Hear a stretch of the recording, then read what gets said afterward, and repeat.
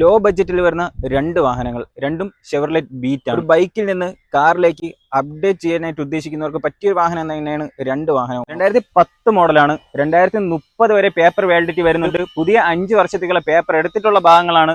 Electric ഭാഗങ്ങളായാലും mechanic ഭാഗങ്ങളായാലും വേറെ ഒരു കംപ്ലൈന്റോ കാര്യങ്ങളോ ഒന്നും ഈ ഒരു വാഹനത്തിന് പറയാനായിട്ടില്ല.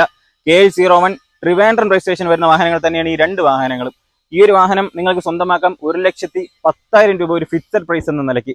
അടുത്തത് ഷെവർലെറ്റ് ബീറ്റ് ഡീസൽ PS എന്ന വേരിയന്റിൽ വരുന്ന മിഡിൽ ഓപ്ഷൻ വാഹനമാണ്. സെക്കൻഡ് ഓണർഷിപ്പിൽ 90,000 കിലോമീറ്റർ ആണ് ഈ വാഹനവും റൺ ചെയ്തിട്ടുള്ളത്.